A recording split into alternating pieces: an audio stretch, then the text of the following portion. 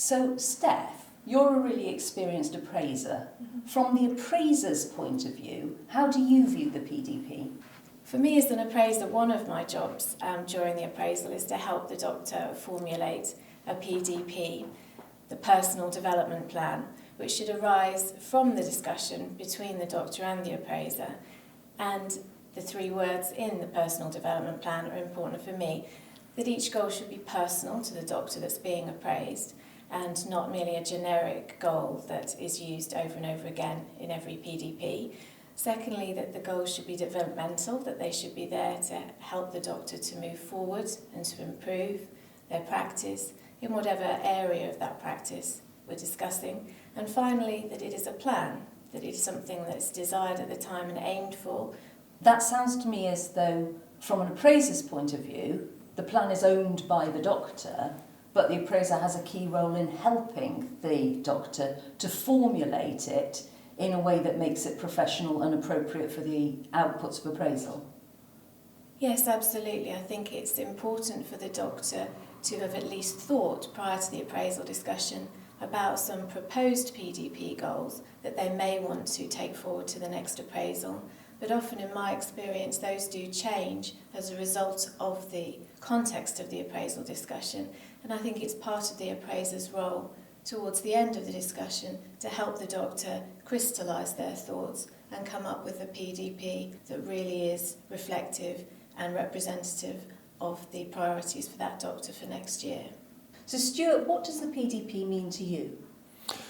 The PDP is an element of the appraisal, and it's a tool that we would review to make sure that people, when they're going through their appraisal, are fulfilling the expectations that the GMC have. So the whole point of this is to ensure that the doctor, within the 5-year cycle for revalidation, is covering all the elements of their work practice, and also that they are maintaining an improvement in that process over those 5 years.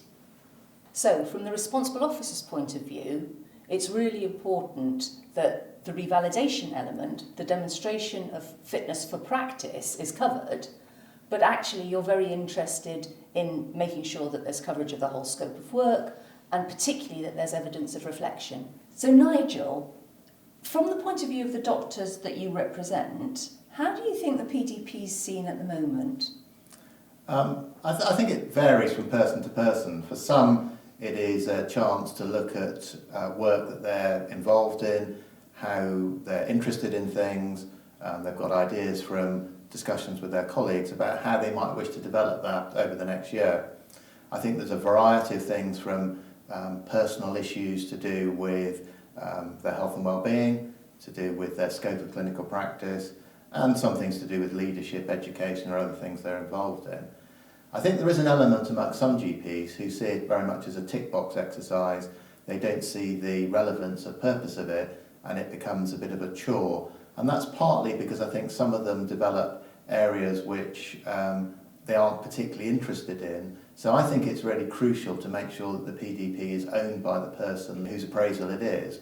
But I think there's quite a lot we can do to help in looking at things where the appraiser develops some of the thinking about the goals that are wanting to be achieved. I think it would be wrong to go into an appraisal with a blank sheet of paper. I would encourage all GPs to think about areas that they might be interested in, areas that they feel they've got needs to develop in, and those should be an open and frank discussion with the appraisal to develop those, to make sure that the goals that are realistic, that the time spent in delivering them is proportionate to the education time that they're going to devote over the next 12 months.